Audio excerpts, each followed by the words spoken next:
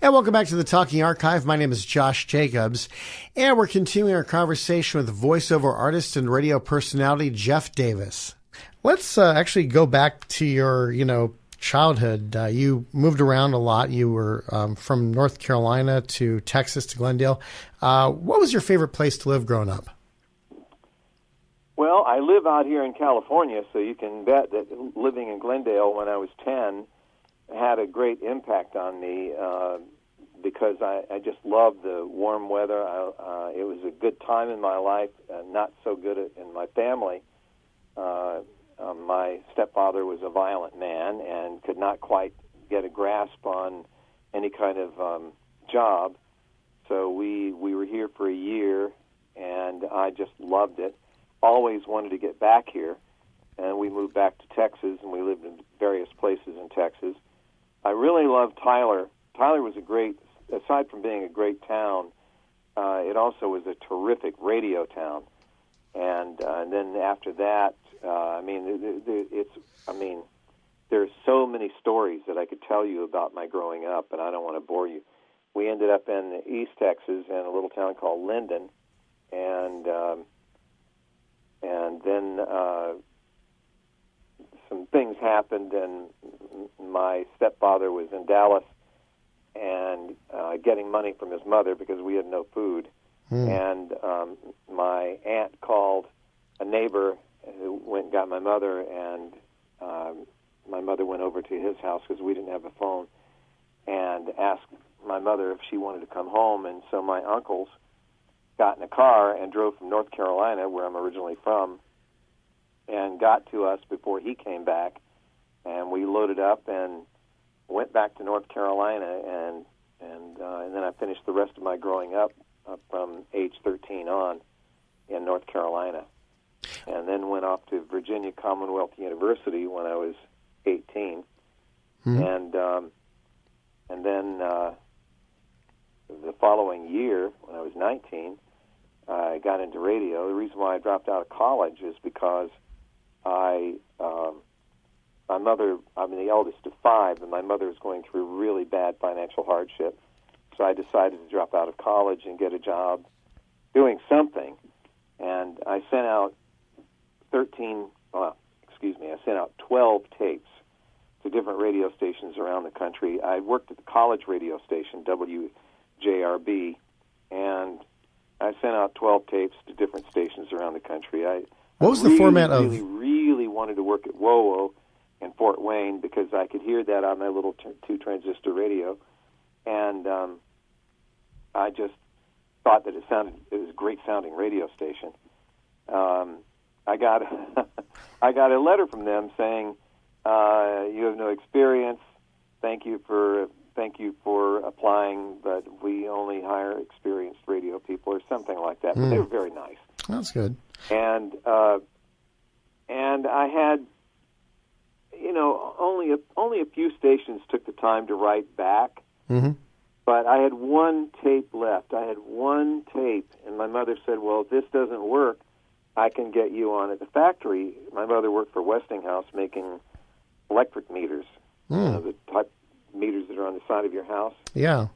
And she said, "I can get you on there probably." And I said, "Oh, I really don't want to do that." So I sent my last tape to WABB down in Mobile, Alabama, and Gary Mitchell was the program director. And, there really is more to the story. For instance, I thought, well, maybe I need to get more training. Mm-hmm. And my mother had bought me a little reel-to-reel tape recorder when I was about 15. And so I called, this is before I sent the tape to Gary. I called over at Columbia School of Broadcasting, and they sent a representative over. And I told him that I worked at the college radio station in Richmond, and they, "Oh, that's nice, And I said, "Well, I do have one tape." I had that one tape left. I said, "I do have one tape. If you want to hear what I sounded like on the college station." So I went and got my little tape recorder and strung the tape up on the machine and played it for him. He's listening to it, and it was about 2 minutes long, I guess. Mm-hmm. Looked at me and he said, "You know, I would love to take your money." He said, "But you're too good for our school. You need to work." He said, "Get that tape out." I said, "Well, I've already sent it out to 12 stations, and I've gotten rejections." And he said, "Keep trying." He said, he said, "I could take your money." He said, "But you're not going to learn anything more than you already know based on what I hear on this tape." Mm. So, which I thought was very kind of him and nice. There are honest people in the world. Oh, yeah. So I sent that tape to Gary down in Mobile, and Gary called me up and he said, he said, "I don't have much."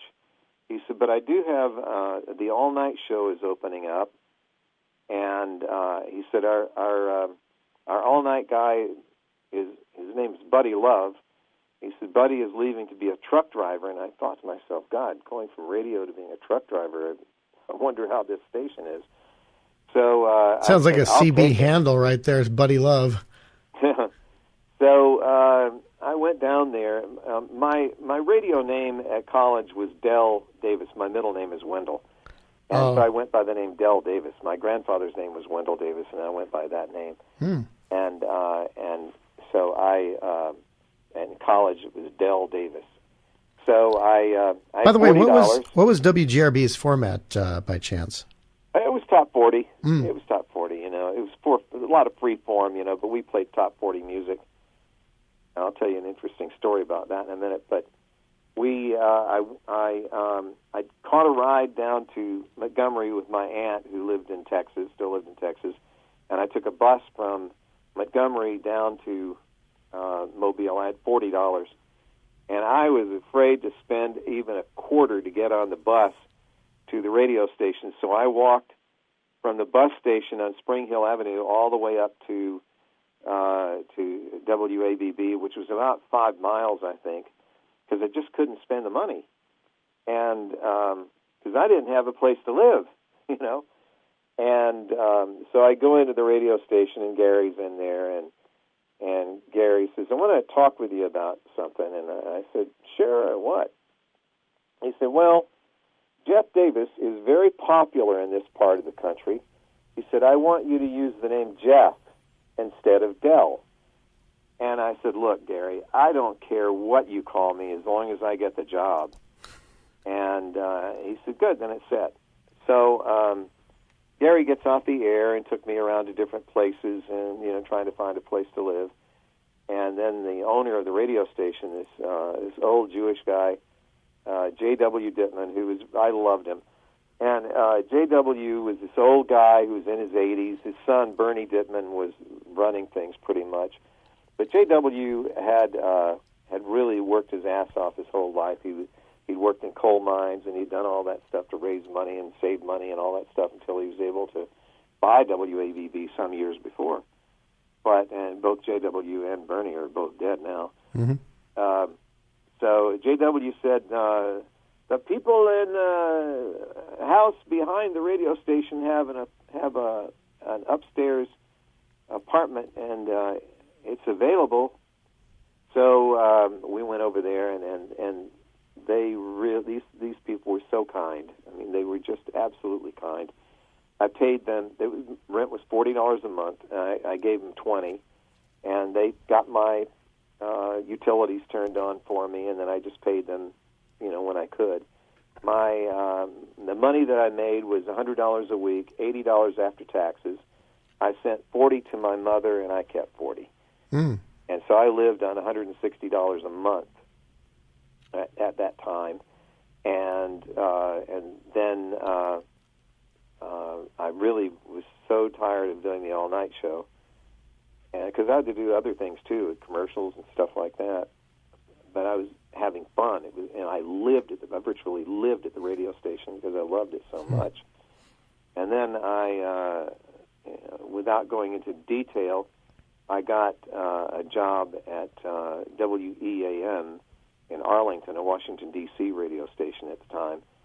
And the guy who ran things I thought was out of his mind, but I didn't find that out until later.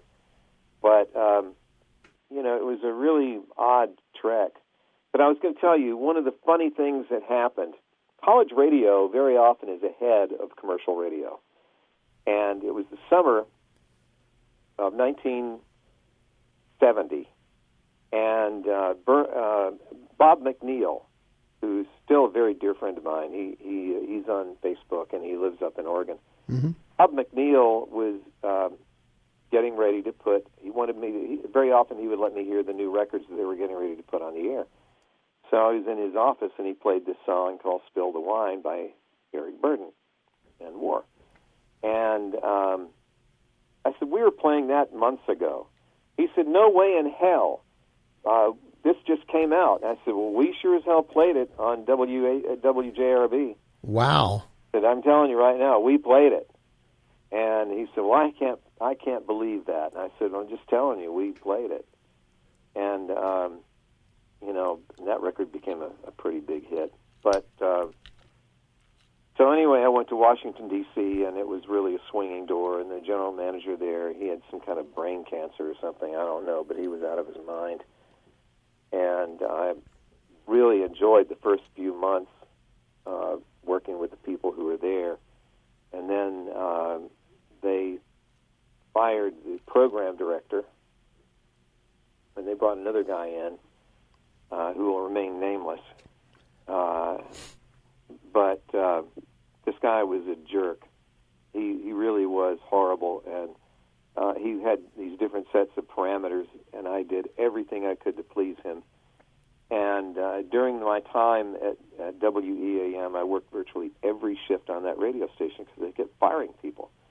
So they brought this guy in, and I couldn't quite figure something out, but I'd only been in radio for 2 years, 2.5 years at the time, and something didn't seem right to me. He had, in his office, he would always have his air conditioning on full bore, and you go in there and freeze your ass off. And certain things that he was doing just didn't make any sense. So they had already fired the PD who I loved working with, Tom Bell, who later went on to become the public relations liaison with the D.C. Police Department. He's dead now, too. But he died young. I think he had some kind of a cancer or something. Mm. So I got called up to Harry Avrill's office. He was the GM. And Harry Harry was an oddball. He had the bathrooms were bugged. You could actually, if you looked up through the grates, you could see a microphone hanging there if you looked closely. Oh, my gosh. But in his office, he had a telephone that had multiple banks of buttons on it, so he could listen in on any conversation going on in the radio station. So he called me in, and he handed me this piece of paper that said that I was being let go, and that I was already preparing, though. I had already sent tapes out. I knew times were up. I was up for 2 jobs. I was up for the job that at WKBW in Buffalo. Jackson Armstrong was leaving there, I believe, or I can't remember who. Maybe it was him. And then there was an opening at WGH in Newport News, Norfolk. But anyway, I went up to his office, and he had this piece of paper, and he said, "You'll get your severance, but if you don't sign this piece of paper saying that you won't badmouth the radio station, you're not going to get your severance." I said, "Look, I don't badmouth any radio station." I said, your reputation speaks for itself. I didn't say how. I said, your radio station speaks for itself. I don't have to say anything. And I said, but I'm going to tell you one thing, and you can listen to me or not. I said, your program director has faked his resume. I said, because there's no PD I've ever known who does things the way he does. And I said, I think you need to double check his resume. Mm. So I was at home, and I was already ready to go. I just didn't know that it was going to be WKBW or WGH. And I called KB. They were looking for several people, and I was one of the finalists. And I called, and then I said, look, WGH wants me, and I'd really like to work at KB. I said, but I have to I have to know whether I'm have a shot at this job. And the program director, which is very great, there are truly some great people in our business. He said, "Look, I have a little while before I have to make up my mind." He said, "But if I were you, I'd take the WGH job because that's a sure thing if you've already been offered that job." And Lee Fowler was the program director at WGH. I loved him. He was just great. Lee Fowler called me up and he said, "So, is it going to be WKBW Jeff Davis or WGH Jeff Davis?" And I said, "WGH." And he said, "Great." And we talked over money and all that stuff. And he said, "When can you be here?" I said, "Well, when do you want me?" And he said, "Now." I said, "Well, I agreed to give the people at William 2 weeks." And I said, "It's just fair for me to do that." And he said, "Cool, that's good." So that afternoon, Averill called me up and he said, "Look, I just fired the program director. I checked his resume, and he had faked a lot of stuff on his resume, and he said, I want you back." Wow. I said, "Look, I really wish you the best of luck, and I will finish out my time."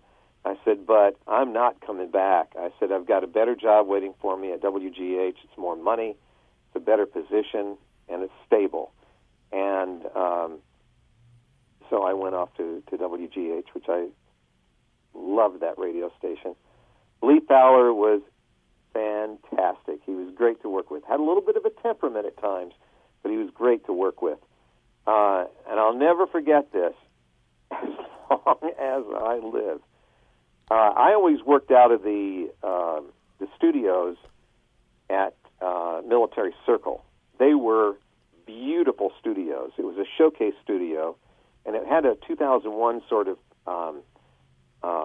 look to it. This big oval window that people could look in. It was in a mall. Military Circle was a mall, and all our fans would come by and they would watch you while you were on the radio, and you had an intercom. You could talk to them and stuff like that, and and I just loved it. I was 6 to 10 at night, so I was this teen DJ, and had the long hair and the mustache and all that shit, and so one day they said that we're going to have you work out of the studios and Hampton Roads. That was the main studio. Hampton Roads was the main studio, and I'd never worked out of that studio before. So I go in there, and the DJ who was on before me left, and I'm working, and the studio, the way the turntables were set up was weird. It was very strange. You'd have one set of turntables on one side and another set of turntables on the other side, and it wasn't set up at all like the studio in Military Circle. So I'm on the air. I think I'd been on the air for 20 minutes, something like that, and I hit a record and nothing. I hit a record and I hit another button and nothing. I looked over and I couldn't figure out which button went with the turntable I had loaded up. And by this time, I would say, 3 minutes of time went by, and I'm going, what the hell is going on? And I finally figured out which button it was, and I hit the button. And, of course, the hotline rings. Oh, no. And Lee was pissed off. And he said, "I don't want to ever hear what I just heard ever again. I want you in my office tomorrow morning." And I just about lost it. I said, "Oh, shit, I'm done." So that night I went home, and, man, I was just dreading the next morning like you wouldn't believe. So I went in at like 9 a.m. meeting with him. I usually didn't start work until I think it was probably 2 o'clock. Mm-hmm. So I go in, and Lee's waiting for me, and I sit in front of his desk. He's completely ignoring me, and he's going through a pile of papers, just acting like I'm not even there. And he stops and he looks up. He said, "That was the worst thing I have ever heard on this radio station ever." And he said, "I do not want to ever hear that amount of dead air on this radio station again." I said, "Well, you can fire me if you want to. It's your right." Mm-hmm. That I'm not going to fire you. He said, "I think you have a great deal of promise." And he said, "To be honest with you, I think you'd be on WLS one day." And Wow. I said, "Really?" He said, "Yeah, I think you are good enough. And one of these days, maybe not now, but one of these days you will be good enough to be on WLS." It was prophetic because Lee got into a big argument with Amber Dale, who was the general manager at the time, and he bounced over to Q94, I think it was. They were an FM station, we were AM. Mm-hmm. And he goes over there, and it was, they sounded so damn good. They really sounded good. They had nice compression, and they just really kicked ass. So Lee calls me up, and he calls another one of the jocks up, and he may have called others, I don't know, but he wanted to meet us for lunch, and so we did. Jim Conley was the other jock, and Jim, by the way, worked here in L.A. He worked at 10Q. But anyway, Jim and I met up for lunch over at this place. It was a nice restaurant, and he said, "I want you guys to come with me over at Q94." And he said, "If you don't want to do it, no hard feelings." And I thought about it and thought about it and thought about it, and I thought, I can't do it. I can't do it. Jim, on the other hand, decided to do it. And he jumped ship and he went over there. And I don't think they were over there very long before they got bounced. Wow. And I was still at WGH. This is the Talking Archive. My name is Josh Jacobs. We're talking with radio personality as well as voiceover artist and producer Jeff Davis. And next time we'll find out how he made it to WLS 89 in Chicago, or did he?